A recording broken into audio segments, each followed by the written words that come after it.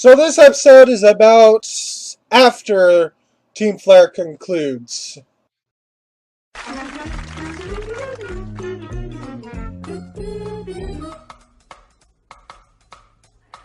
Pokemon!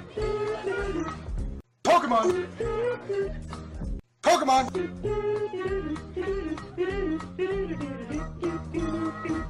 Pokemon! Hello everyone, I'm Dustin Benzel, and welcome to another Pokemon XY&Z anime discussion. I didn't quite make that clear. What I meant is that this is like the aftermath of when the conclusion of Team Flare happens, and everyone's like basically trying to get their lives together after all of the destruction. So, I did watch this episode, but honestly, I didn't watch subs or I didn't watch it recently. I watched it when it came out a couple of days ago, nearly a week ago. So this is just going to be a very quick review. There's really not much to say. You know, we have everyone trying to clean up the city and helping out with the destruction that was caused. Ash and the group are taking care of the Lumiose gym. And of course, Clembot is working on rebuilding Clembot, which he does, but it's not the same Clembot we got from before. Then, of course, we have Team Rocket talking to Giovanni and getting rewarded in some fashion or another. Like I said, I didn't watch the sub, so I don't know quite what was being said, but Jesse, James, and Meowth were really happy. I think Giovanni mentioned something about Team Flare, so that would make sense if that were to be the case. So then we run into the gym, and then we run into a trainer whose name escapes me. Alex, maybe? I'll put a text correction to let you know who that actually is. And of course, Alex wants to rematch because he lost before, and he actually recognizes Ash from the Kalos League, and maybe even with the Zygarde. I don't think it was quite that, but you know, Ash got runner up in the Kalos League, so of course he would be recognized, especially by someone who is doing gyms as well. So yeah. So then, of course, Clement is like there, and he's like wondering what's going on. So, of course, the gym isn't quite ready. I don't think. I think that's what's being said because of all the Team Flare stuff. I believe that was what was being said, something like that, because Clement had to tell Alex, if that's not his name, I apologize. For telling him that what happened with Clembot, I believe there's mention of Clembot or Citroid. So I think what he was doing is he needs to prepare.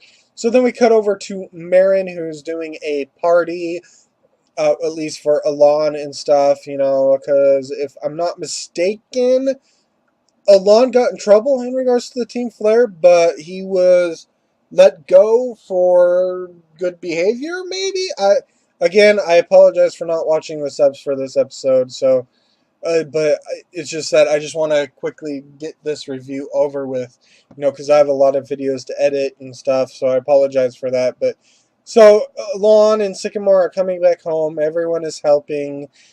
Bonnie makes a Puny Chan designed ornament, I believe is what it is. At least I think they're ornaments for like a tree, maybe, or just to hang up some sort of decoration. And Puny Chan remembers. Or yeah, Puny Chan remembers when Puny Chan Bonnie remembers Puny Chan going away, and then Ash, I believe, reassures her that maybe they'll see Puny Chan again. So then we have this party. Everyone's arrived, and Alon is happy. So everyone gets to eat, and we get this really nice. I was actually curious about that. When we saw the first one, when we saw Marin, I guess I didn't realize this when I saw the preview and we saw Marin there or whatever. At first I was like, is there only going to be Marin's Chespin out? But no, both Chespin are out, which is really nice. I mentioned this because when Pancham and Chespin are fighting, Chespy actually separates them, you know. So yeah, that's a really nice. And of course, Dedenne gives Chespin some food. And I think there's a point where Ash is maybe talking to Alon about battle. I think there was something about a battle, but it got interrupted. So I don't know if it was at this point yet. So then, of course, Chessman obviously has over 8, and of course we have to deal with that. And Alon's went to Sycamore's lab to look at all the Pokemon. They're all happy or whatever. There's Garchomp as well, and Ash is there. And I think at this point, there was supposedly a mention of a battle of some sort.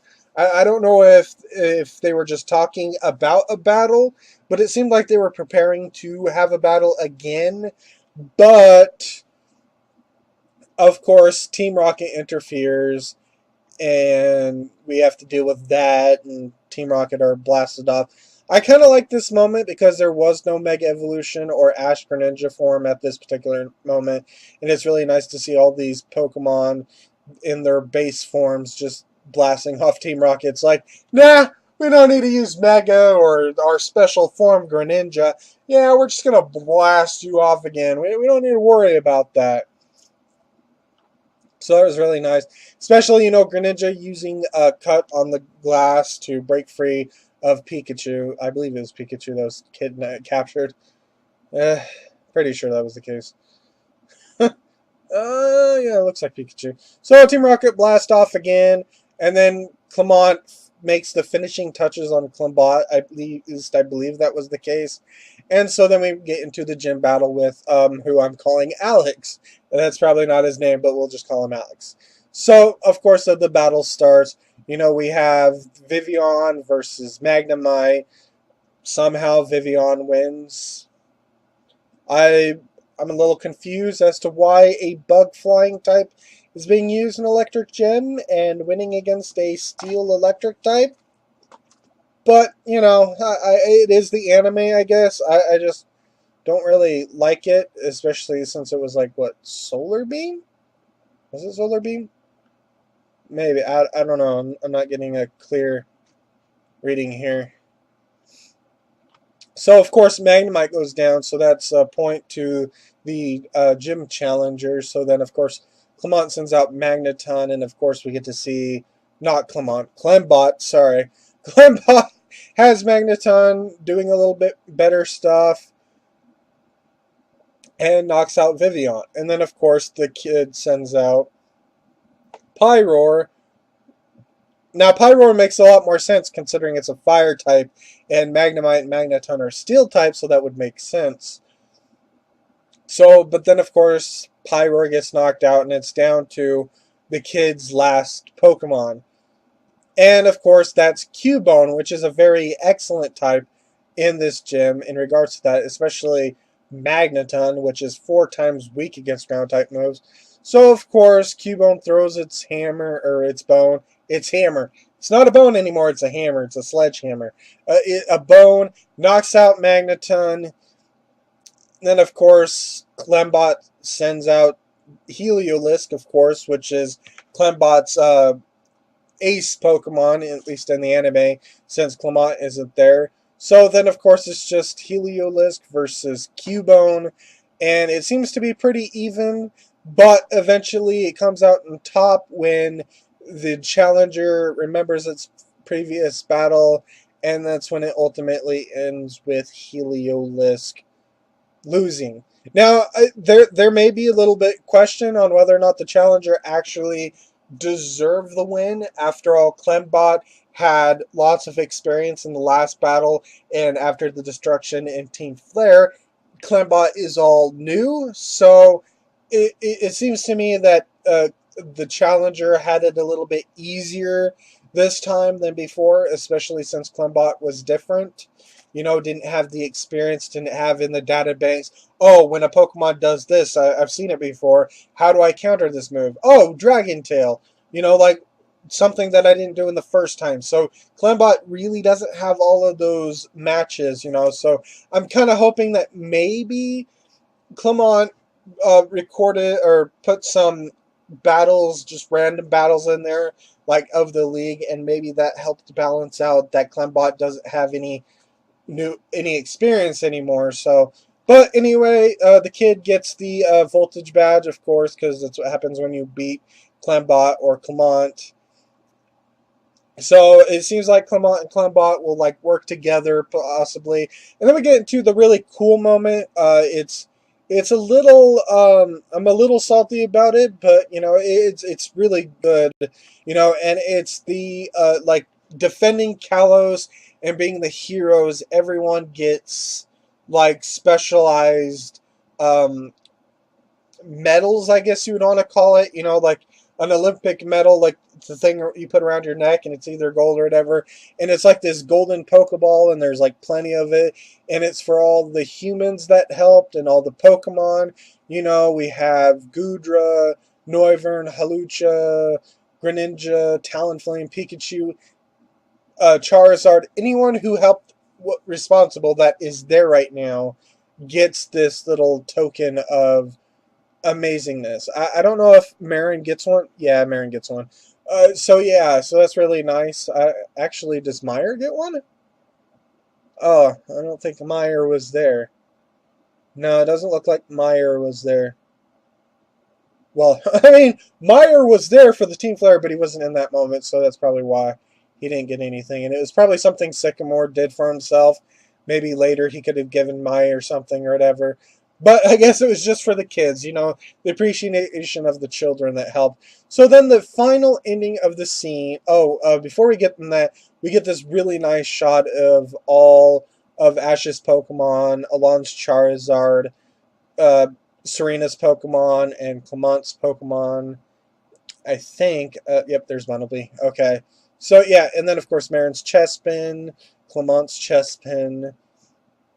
So we get this really nice shot photo shoot of everyone that's there, and I really like that Gudra is there. We don't really see Gudra very much in the image, but it's nice that Gudra was included in one of the shots. It really is nice. I am a little salty that they didn't get very much attention, but it's really nice that we actually got to see them in this particular instance. So, of course, then we cut to the final of the episode, and of course, it is Meyer finally having repaired the Prism Tower and turns it on, and the Prism Tower lights up Lumiose at night, and there's a whole bunch of other people there from Lumio City.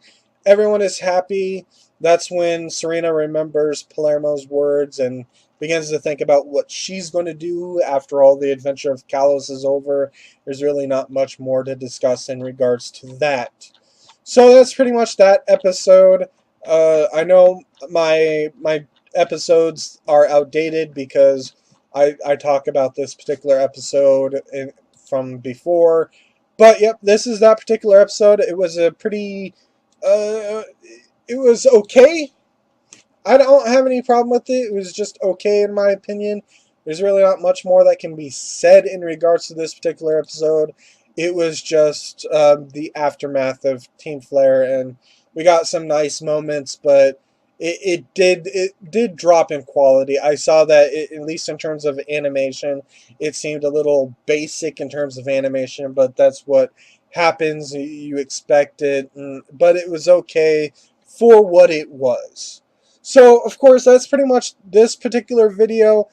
But in the previous video, I did talk about a. I forgot to talk about a special or two specials that might be coming out for the X, Y, and Z. And of course, let's go ahead and talk about those. Because in my previous video, that hopefully you already saw, I talked about Clement, I talked about Serena's Choice, I talked about Ash Greninja, and the Dedenne crying and running away episode. But since that video that I recorded, we got two more things to talk about. We have the X, Y, and Z special, The Legend of XYZ. And of course, it's the researcher Professor Sycamore and the journalist Alexa has come to the ruins that have been discovered in the Kalos region in order to explore them.